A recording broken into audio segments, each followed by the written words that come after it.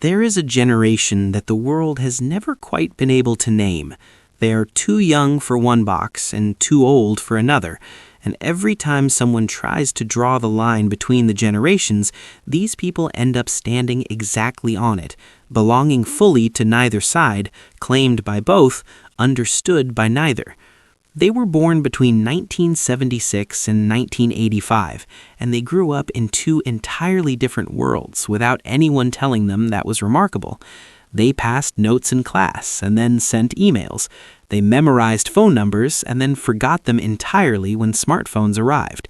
They made plans and trusted that people would show up, and then they learned to text, and the trust changed shape, and they adapted so naturally that most of them never stopped to ask what that adaptation cost them.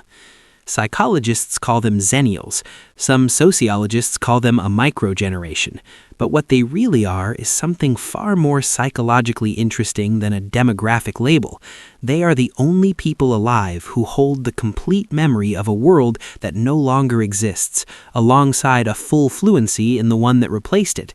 And what that does to a person's inner life, to their identity, their relationships, their grief, their resilience, is what this video is about. This is not a list of fun generational quirks. This is a psychological excavation, because you are deeper than you know. 1. The rare psychology of knowing both worlds. There is a concept in linguistics called bilingualism, and what research has consistently found is that it is not simply the ability to speak two languages, it is the development of two distinct cognitive frameworks, two different ways of organizing reality, two separate but simultaneously accessible inner architectures for understanding the world. A true bilingual does not translate from one language to the other. They think in both, and they move between them fluidly, because both are native. The Xennials' relationship with technology is the psychological equivalent of this, and it is far rarer than it appears. Every generation that came before them adapted to digital technology as adults, which means they learned it the way adults learn a second language, with effort and with a permanent accent, always translating from the analog original. Every generation that came after them never experienced a world without it, which means they have fluency but no contrast, competence but no perspective. The Xennial is the only group that acquired both frameworks during the window of genuine plasticity, when the prefrontal cortex, the region governing adaptation, complex learning, and cognitive flexibility, was still actively developing. What this created is not just a practical skill set, it created a psychological duality, the ability to inhabit the digital world completely while carrying intact and accessible the full memory of what it felt like when it didn't exist. That duality is not confusion. It is a form of cognitive depth that no other generation possesses in quite the same way, and most Xennials carry it so naturally that they have never once recognized it as the extraordinary thing it actually is. 2. The different kind of commitment that existed before texting. Before the mobile phone became universal, making a plan with someone required something that has almost completely disappeared from modern social life: unconditional commitment. You said you would be somewhere at 7, and then you went there at 7, because there was no mechanism for the late text, no way to hedge, no option to cancel with low social cost 30 minutes before. The plan was the contract, and showing up was the only way to honor it. This created a fundamentally different psychology of trust, one built not on constant contact and reassurance, but on demonstrated reliability over time. You trusted people not because they were always reachable, but because they had shown, repeatedly and without the ability to course correct in real time, that they would be where they said they would be. That kind of trust is slower to build and harder to break because it is earned through action rather than maintained through availability.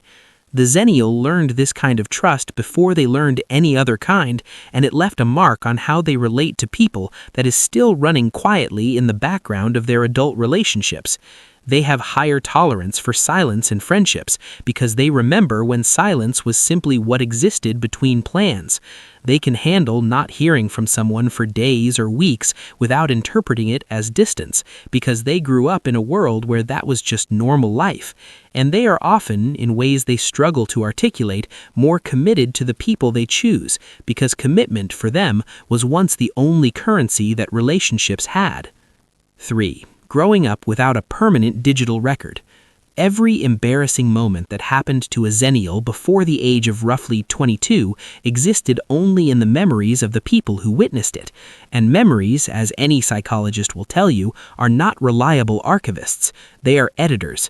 They compress and reshape and recolor over time, softening some things, amplifying others, and quietly letting the rest fade entirely. The Xennial's past could do what human memory is designed to do: evolve. Research on autobiographical memory demonstrates that this fluidity is not a bug in human psychology, it is a fundamental feature. The brain's capacity to revise personal narrative, to recontextualize old experiences in light of new understanding, to let certain memories recede and allow identity to move forward is one of the core mechanisms of psychological resilience. It is how people recover from shame. It is how identity is able to grow beyond its most embarrassing chapters. What happens to that process when everything is documented and permanently searchable is something we are only beginning to understand.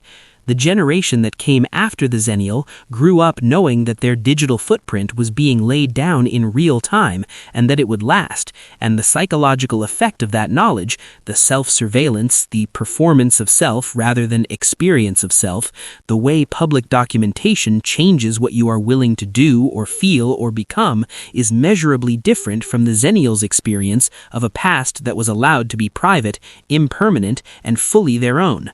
The Xennial had the last childhoods in human history that belonged entirely to the people who lived them. 4. What fluid memory does to the inner life. Because the Xennial's formative years were not documented, their relationship with their own past operates differently from any generation that followed them, and in ways that carry genuine psychological advantages that are rarely discussed. Their memories of childhood and adolescence are stored the way human memory evolved to store experience, selectively, emotionally, and with a natural editorial process that emphasizes meaning over factual precision. This means that when a Xennial remembers their teenage years, they are remembering the emotional truth of that period, the feeling of a particular summer, the weight of a specific friendship, the texture of who they were becoming, rather than a searchable archive of documented evidence. And that emotional memory, psychologists have found, is actually more integrated into identity than photographic documentation. It has been processed rather than merely stored. It belongs to the person in a deeper sense because it has been worked through rather than simply saved.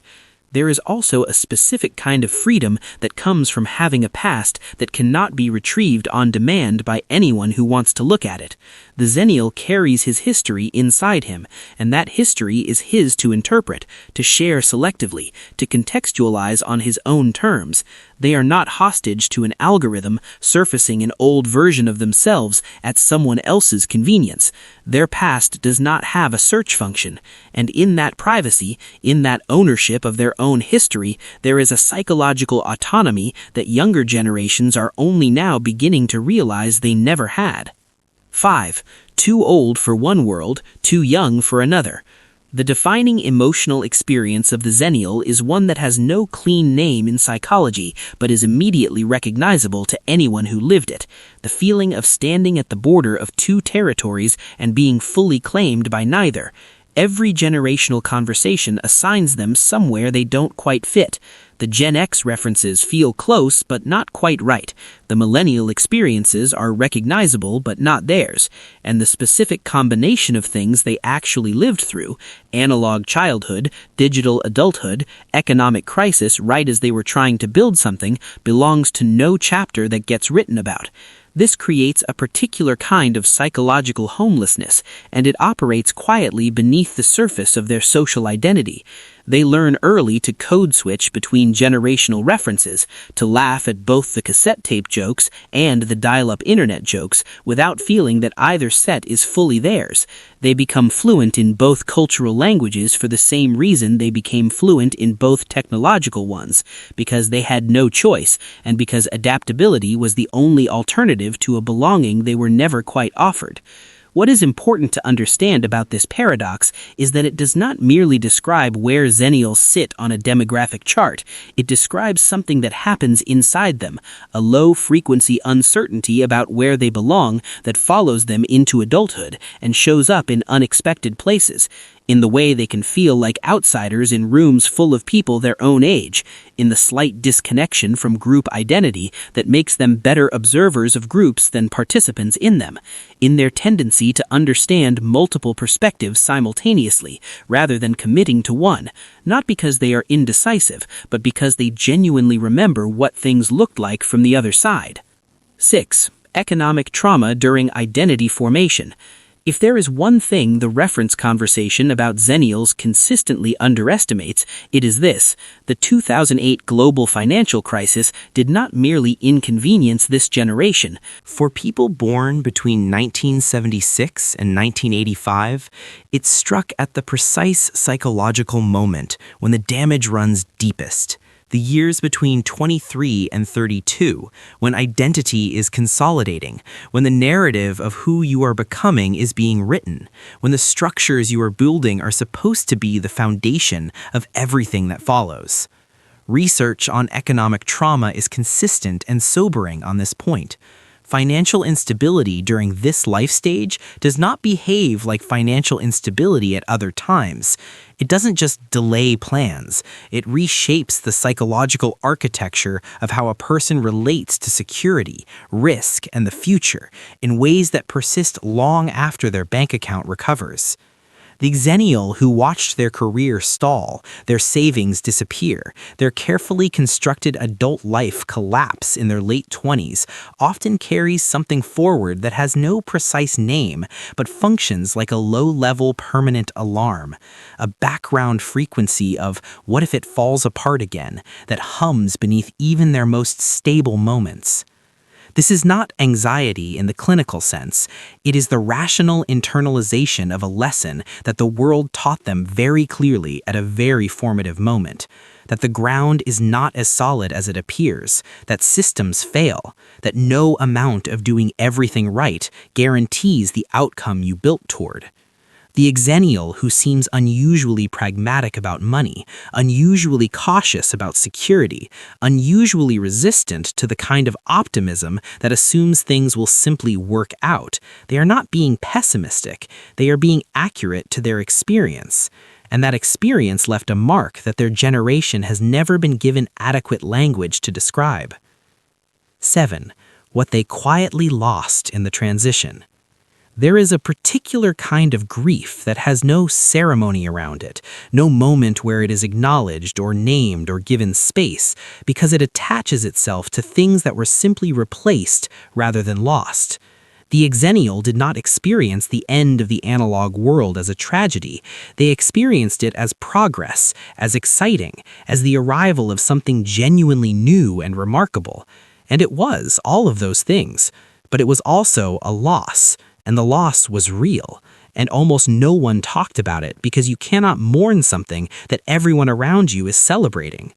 What was lost was a quality of attention that existed when there was nothing competing for it, the capacity to be present in a way that required no effort because there was simply no alternative, no notification, no feed, no background hum of digital availability pulling consciousness in 17 directions at once. The Xennial remembers what it felt like to be genuinely unreachable, and that experience, which once felt like simple normal life, now reads in retrospect as a kind of luxury that cannot be purchased back at any price. What was also lost was a specific kind of patience, the patience of waiting, of tolerating uncertainty, of making a plan and then simply not knowing how it would unfold until it actually unfolded. And what was also lost alongside that was a certain quality of anticipation, the particular feeling of looking forward to something that had not yet been partially consumed by pre-experience on a screen. The Xennial carries the memory of all of this, and the memory does not produce simple nostalgia. It produces something quieter and more complex, the awareness of what was exchanged, the knowledge that both sides of the transaction were real, and the specific loneliness of being one of the only generations who knows with any precision exactly what the world gave up. 8. The core psychological achievement and what it cost. The Xennial's defining psychological achievement, the thing that all the preceding points have been building toward, is the capacity to adapt to fundamental, rapid, identity-level change without losing the thread of who they were before the change began. This is not a small thing. Most people, when the world changes substantially around them, either resist the change and remain anchored to a world that no longer exists, or embrace it so completely that the person they were before becomes inaccessible. The Xennial did neither. They carried both. But it is worth being honest about what that capacity costs, because the Xennial story is not only a story of resilience, it is also a story of a burden that was never named and therefore never shared. Holding two worlds simultaneously requires a continuous internal effort that most people around you are not performing. Maintaining the memory of what was while fully inhabiting what is requires a kind of psychological multitasking that becomes invisible with practice but never actually stops. And carrying the knowledge of what was exchanged, the analog trust, the undocumented freedom, the patient quality of attention, without being able to fully grieve it or fully release it, because the world moved on too fast and too happily for grief to be appropriate, is a weight that sits quietly in the Xennial's inner life without anyone ever acknowledging it was placed there. If you were Xennial, the world spent most of your life deciding you were too in between to be worth a dedicated chapter, too young to be Gen X, too old to be a millennial, too small a window to merit serious cultural attention. But the specific combination of things you lived through, the analog childhood, the digital adulthood, the economic crisis at the exact wrong moment, the belonging paradox, the hidden grief, the adaptation that never stopped, produced something rare and genuinely worth examining. A person who knows what it costs to change without losing yourself. A person who holds the memory of a world that no longer exists while living fully in the one that replaced it. A person who learned without anyone teaching them how to carry two worlds in one life. The world never gave you a box that fit, but the person who doesn't fit in any box is often the one who can see all of them most clearly. You are deeper than you know.